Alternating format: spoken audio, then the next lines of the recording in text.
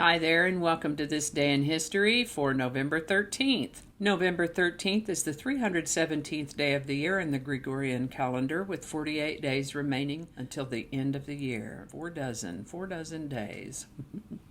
We're going to start in 1775 when the Patriots take Montreal. And that sounds a little bit like a ball game wrap-up, but this was way before we were playing ball, any kind of ball. And it has to do with the Continental Army Brigadier General Richard Montgomery taking Montreal, Canada without opposition. Montgomery's victory owed its success in part to Ethan Allen's disorganized defeat at the hand of British General and Canadian Royal Governor Guy Carleton at Montreal on September 24, 1775.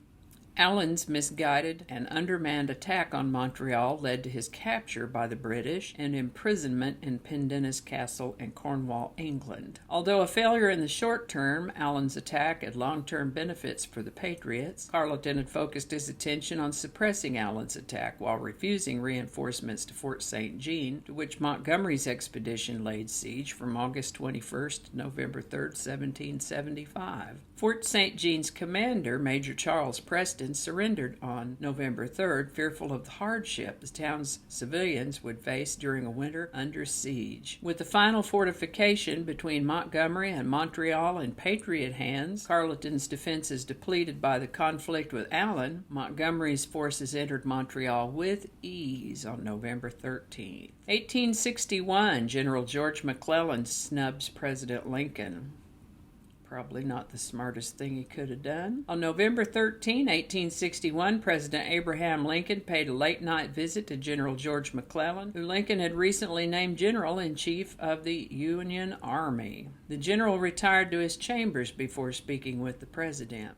This was the most famous example of McClellan's cavalier disregard for the president's authority. Lincoln had tapped McClellan to head the Army of the Potomac, the main Union Army of the East, in July of 1861 after the disastrous Union defeat at the First Battle of Bull Run, Virginia. McClellan immediately began to build an effective army and was elevated to General-in-Chief after Winfield Scott resigned that fall. McClellan drew praise for his military initiatives, but quickly developed a reputation for his arrogance and contempt toward the political leaders in Washington, D.C. I guess he forgot who hired him. After being named to the top Army post, McClellan began openly associating with Democratic leaders in Congress and showing his disregard for the Republican administration. To his wife, McClellan wrote that Lincoln was nothing more than a well-meaning baboon and that Secretary of State William Seward was an incompetent little puppy. Anyway, Lincoln made frequent evening visits to McClellan's house to discuss strategy, and on November 13th, Lincoln, Seward, and Presidential Secretary John Hay stopped by to see the general. They're just going to stop by and talk shop, I guess. Well, McClellan was out, so the trio waited for his return. And after an hour, McClellan came in and was told by a porter that his guests were waiting. McClellan headed for his room without a word, and only after Lincoln had waited another half hour was the group informed of McClellan's retirement to bed. Hay felt that the president should have been greatly offended, but Lincoln replied that it was better at this time not to be making points of etiquette and personal dignity. Rather big of him, I think. Lincoln made no more visits to the general's home. 4 months later, in March of 1862, the president removed McClellan as General-in-Chief of the Army. 1911, American baseball player, coach, manager, and scout John Jordan O'Neill Jr., better known as Buck O'Neill, was born November 13, 1911. 11-13-11. He was the first baseman and manager in the Negro American League, mostly with the Kansas City Monarchs. After his playing days, he worked as a scout and became the first African-American coach in Major League Baseball. In his later years, he became a popular and renowned speaker and interview subject, helping to renew the widespread interest in the Negro Leagues, and played a major role in establishing the Negro Leagues Baseball Museum in Kansas City, Missouri, which is exactly where I first met him in 2000. What a sweet guy, Buck O'Neill. I got a hat. I got his autograph. Let's see, there we go. See, that's his autograph there. And see, this isn't one of those one-size-fits-all plastic hats. This is a new hat. It wasn't one of his hats, but he did sign it. We went over to see the Negro Leagues Museum, met Mr. O'Neill, and learned that he was having a Legend Series luncheon the next day. We were not in any kind of a hot emergency, so we stayed over and went to lunch with Buck O'Neill and Bob Feller and some other guys whose names I'd have to work a little bit to remember. But what a delightful experience. And he signed that hat for us.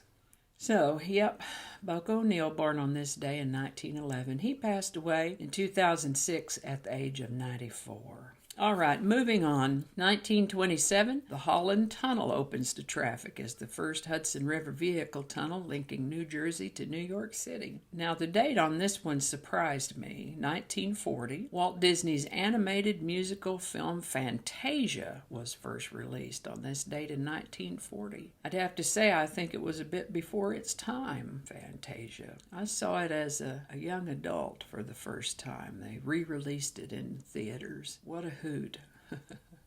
Fantasia. 1946, American country singer, songwriter, and guitarist Ray Wiley Hubbard was born on this date in 1946. In 1953, an Indiana Textbook Commission member charged that Robin Hood is communist because he would steal from the rich and give to the poor. I see her point, but she may have been a little unhinged because she also insisted that Quakers played right into the hands of the Soviet communists because of their conscientious objector status in refusing to participate in war. Quakers are extraordinarily peaceful people. I mean, there might be some communist Quakers, but she was kind of spun out on that. 1956, the Supreme Court of the United States declared Alabama laws requiring segregated buses illegal, thus ending the Montgomery Bus Boycott. 1974, Karen Silkwood dies in a mysterious one-car crash. She died in a car crash south of Crescent, Oklahoma. Crescent's north of Oklahoma City, so between Oklahoma City and Crescent. She had been working as a technician in the plutonium plant operated by Kerr-McGee Corporation, and she had been critical of the plant's health and safety procedures. In September, she had complained to the Atomic Energy Commission about unsafe conditions at the plant. A week before her death, plant monitors had found that she herself was contaminated with radioactivity, and the night she died, she was on her way to a meeting with a union representative and a reporter for the New York Times. She was reported to be carrying a folder full of documents that would prove that the company was acting in a negligent manner as regards worker safety at the plant, but no such folder was found in the wreckage of her car, lending to credence that someone may have forced her off the road to prevent her from telling what she knew. There are many more questions than answers about the Karen Silkwood case. On a personal note, one of my grandmothers worked at that plant for a while. She was a school teacher and she'd take other work in the summertime, so she wasn't there very long. Silkwood's father sued Kerr-McGee and the company eventually settled for $1.3 million minus legal fees, and Kerr-McGee closed that Crescent plant in 1979. In 1979, basketball player Darryl Dawkins breaks his first backboard. When he joined the 76ers in 1975, he became the first NBA player to be drafted right out of high school. He gave himself the nickname Chocolate Thunder and set about making himself the most entertaining player in the league. His slam dunks were enormous crowd pleasers, and he named them all: the in-your-face disgrace, the lookout below, the rim wrecker, the spine chiller supreme, the cover your head, and his favorite, the get out of the weighing, backboard swaying, game delaying, if you ain't grooving, you best get moving dunk. A few weeks later, he did it again, and this time at the Philadelphia Spectrum. After that, NBA Commissioner Larry O'Brien called him up into his office and made him a stern promise. Every time Dawkins broke a backboard, O'Brien said he'd be fined $5,000 and suspended. On the one hand, the spectacular dunks were bringing publicity and attention to the struggling NBA. On the other hand, they caused interminable game delays while janitors swept up the glass. And of course, they were dangerous too. Soon the league installed shatterproof backboards with breakaway rims in every arena. But wait, there's more. He went on to play basketball in Italy, where he shattered several non-Dawkins-proved backboards. What a guy. In 1982, the Vietnam Veterans Memorial was dedicated in Washington, D.C. after a march to its site by thousands of Vietnam War veterans. In 1985, the volcano Nevado del Ruiz erupted and melted a glacier, causing a lahar, a volcanic mudslide that buried Armero, Colombia, killed a bunch of people, thousands of people. In 2012, a total solar eclipse occurred in parts of Australia and the South Pacific. In 2016, I feel myself clutching up here. I hope I can get through this one without sobbing. 2016, American singer, songwriter Claude Russell Bridges, better known as Leon Russell, was born in Lawton, Oklahoma in April of 1942. He happens to share a birthday with one of my brothers-in-law. Russell attended Will Rogers High School in Tulsa, Oklahoma, along with Anita Bryant, who was 2 years older than him, and in the same 1959 class as pop musician David Gates. Russell and Gates played and recorded together as the Fencemen. Also attending Will Rogers at that time was a guitarist and singer-songwriter Elvin Bishop. During this time, Russell was already performing at Tulsa nightclubs. He took the name Leon from a friend who lent him a fake ID to get him into clubs that he was legally too young to perform in. Kids, don't try this at home. He was involved with numerous best-selling pop music records during his 60-year career. His genre included pop, country, rock, folk, gospel, bluegrass, rhythm and blues, folk rock, blues rock, surf, standards, and Tulsa sound. His collaborations rank as some of the most successful in music history, and as a touring musician, he performed with hundreds of notable artists. He recorded 33 albums and at least 430 songs. I'm absolutely certain you've heard some of his songs, whether you realize it or not. For example, his A Song for You has been recorded by more than 200 artists, and his This Masquerade by more than 75. I'm very pleased to have been able to go see him live a couple of times.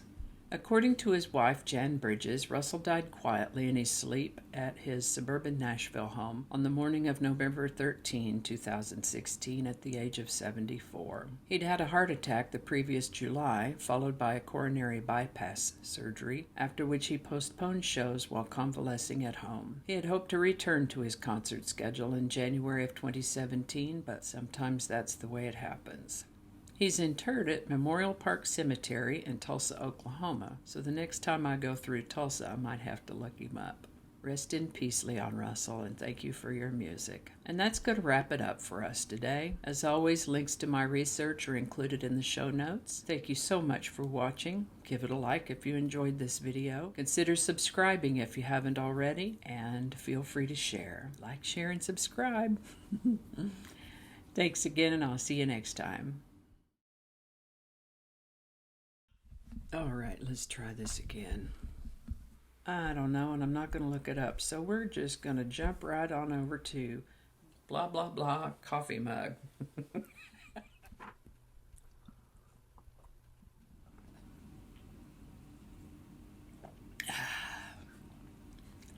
It's late enough in the day that we're off coffee and on fizzy water. And hello, your call cannot be taken at the moment, so please leave your message after the tone. Thank you. They don't want to leave a message. I forgot to turn that mail off. That's just about what I thought. I never know where the pauses are after I've said them. Okay. All those consonants. Okay. Who knows what evil lurks in the hearts of men? She's not a man. Hello, your call cannot be taken at the moment, so please leave your message after the tone. Thank you. Sure would be nice if I could ever read one of these in its entirety without having to start anything over. That would be awesome. I might have to take another look at that. I'm going to have to look at that. And this is why I don't do live shows.